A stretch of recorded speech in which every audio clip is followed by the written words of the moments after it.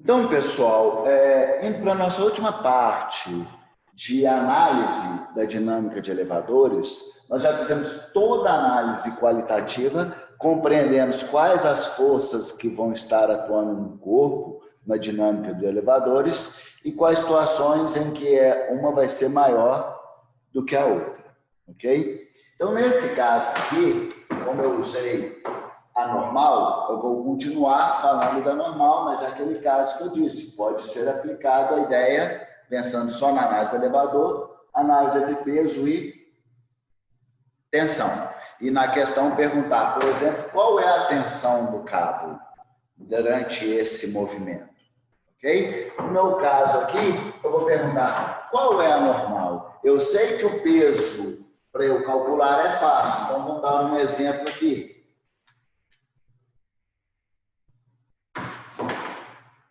Vamos imaginar que a massa desse cara seja de 80 quilogramas, que ele está sob a ação da gravidade,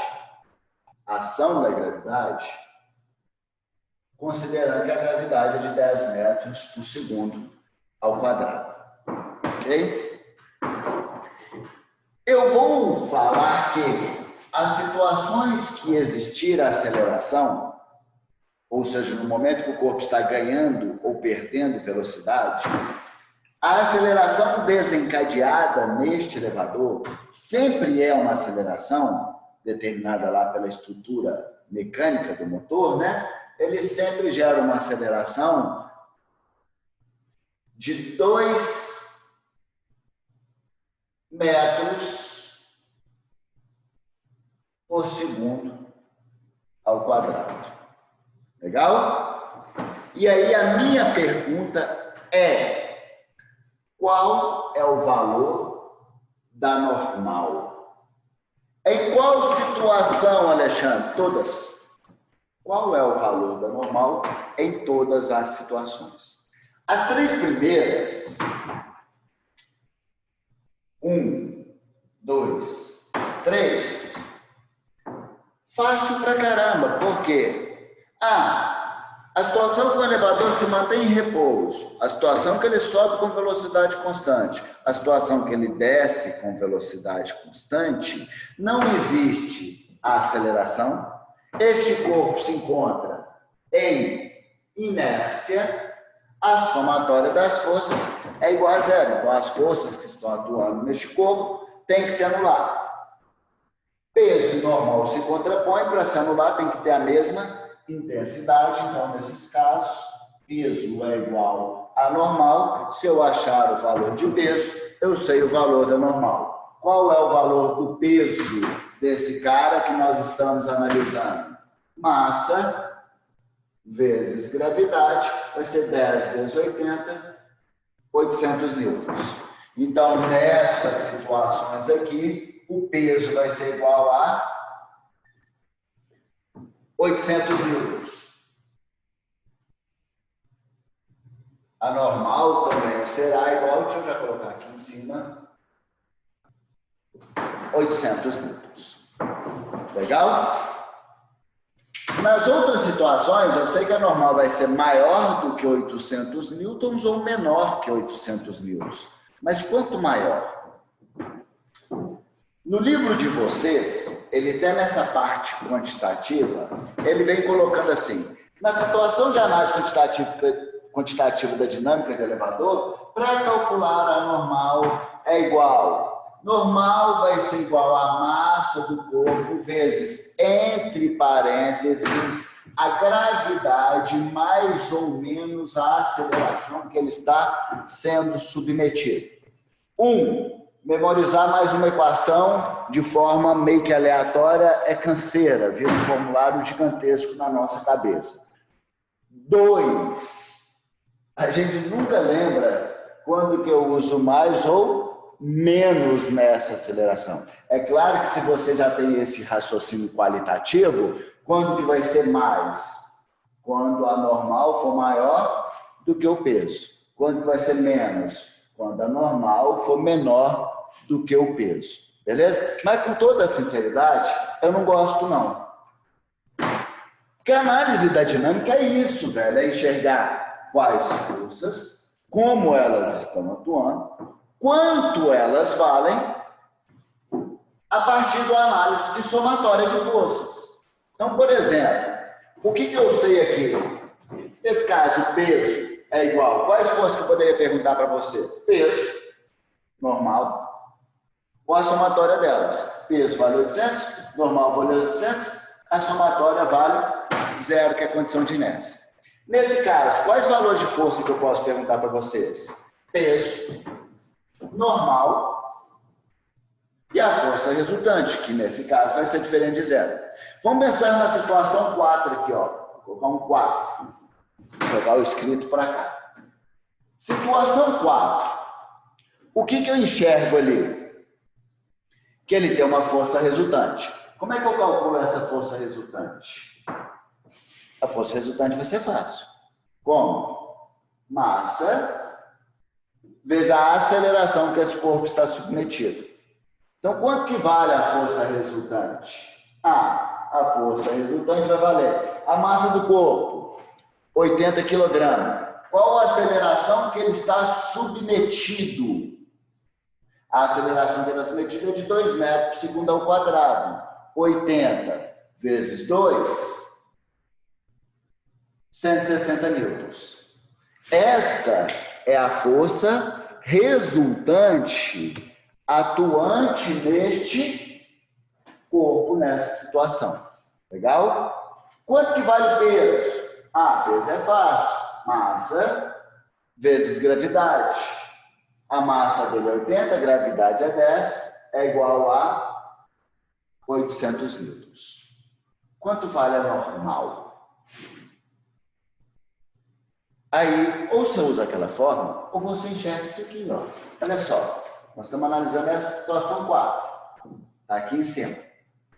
Eu sei que a somatória das forças aqui vai me dar a força resultante. Opa, deixa eu baixar um pouquinho. Vai me dar a força resultante. Como é que eu somo essas forças ali?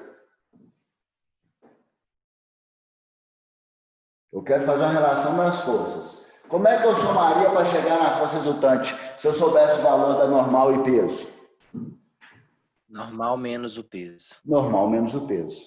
Por quê? Porque vocês estão sentidos contrários, subtração. E eu sempre subtraio o menor do de maior intensidade. Né? Eu sempre é subtraindo o que é o menor. Né? Então, a força resultante vai dar uma força resultante para cima. Então, é a normal menos o que foi extraído do peso se opondo. Né? Então, a força resultante aqui é normal menos peso.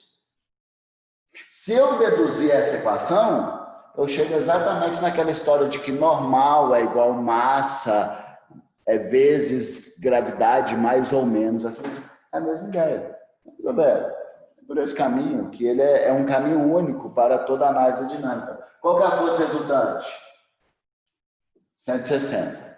Quanto que vale normal? Não sei. Quanto que vale peso? 800. Não é isso? Passo para o outro lado somando 800. Quanto que vale a normal? 960 newtons. Legal? Então, nesse caso aqui, a normal vale quanto? A normal vai valer 960 newtons.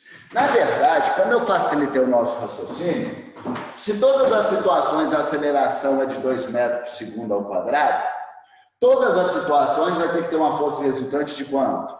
160 newtons. Essa força resultante pode estar para cima ou pode estar para baixo. Se estiver para cima, é porque a normal é maior do que o peso. Em quantos newtons? 160. Então, 160 mais 800, 960. Beleza? Uma outra forma mais simples de analisar. Nessa situação aqui, a força resultante é quanto?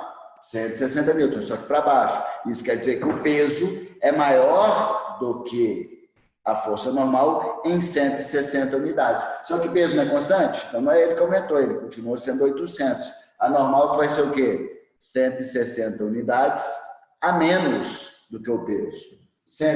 800 menos 160 vai dar 640. Nesse caso aqui, no caso que eu vou chamar então de caso 5, a normal vai dar quanto?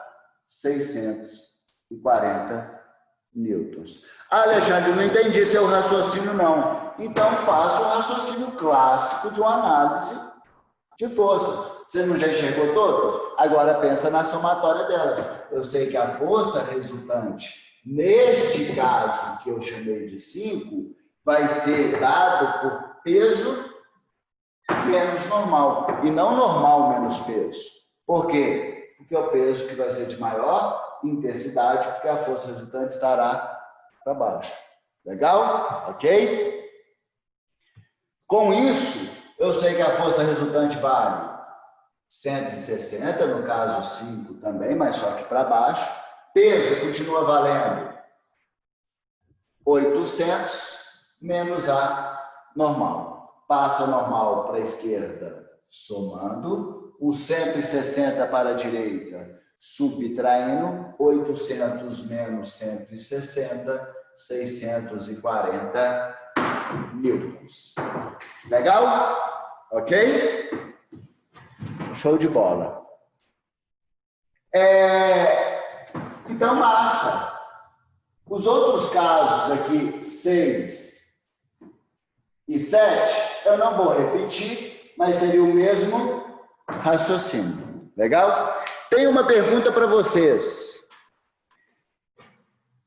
Em qual das situações há maior probabilidade desse elevador cair? Em outras palavras, do cabo se romper. Acho que quando está descendo, porque quando está descendo o cabo está sendo mais tensionado do que quando está subindo. Todo mundo concorda?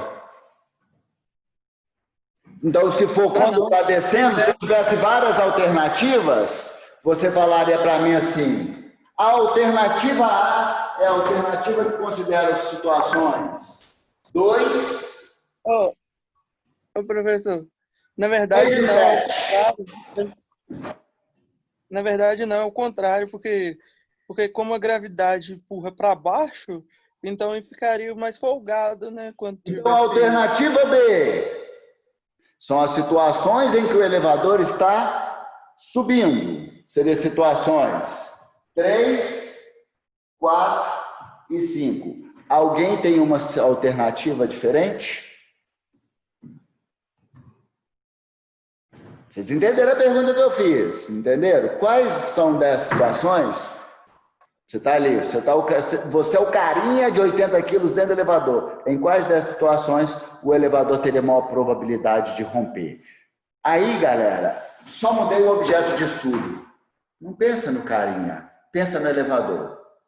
Quais são as situações em que há a maior probabilidade do cabo se romper? No momento em que o cabo estiver submetido a uma maior tensão. Quando que o cabo vai estar submetido a maior tensão? Quando ele for maior que peso.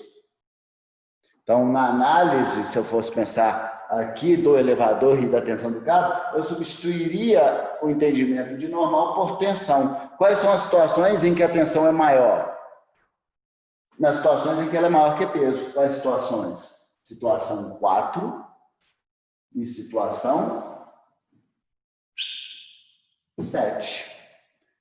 Ah, mas uma está subindo, a outra está descendo. Então, eu não posso pensar em subir e descer. Eu tenho que pensar em quem? Na aceleração. Se eu pensar na aceleração, os dois têm aceleração para cima. E se os dois têm aceleração para cima, a força resultante nos dois casos estão para cima. Se a força resultante nos dois casos é para cima, quer dizer que a força que está para cima é mais intensa do que a força que está para baixo. Se a força que está para baixo é sempre peso, de mesma intensidade sempre, né? Esses são os dois casos em que a tensão do cabo vai se mostrar maior do que o peso do próprio elevador, ok? Então, são esses os momentos de maior probabilidade de rompimento. Então, se eu vou trabalhar como engenheiro numa empresa de elevador e que eu tenho, por exemplo, calcular o quanto aquele cabo pode sustentar, eu não tenho que calcular pensando assim, cabe 7 pessoas de 100 quilos, 700 quilos, mais o elevador de 300 quilos, 1.000 quilos, e esses 1.000 quilos equivale a um peso de 10.000 newtons. Então, eu tenho que pegar um cabo que aguenta uma tensão de 10.000 newtons. Na hora que gerar situações de aceleração para cima, em que a tensão do cabo vai ter que ser maior que o peso, a tensão do cabo vai se passar de 10.000 newtons. Ele vai acabar fazendo o quê? Rompendo. Então, essa análise tem que tomar esse cuidado. Legal? Matamos? Falta menos de 1 minuto e nós encerramos essa parte da aula, que é a análise quantitativa da dinâmica de elevadores. Beleza? Dei um stop e ele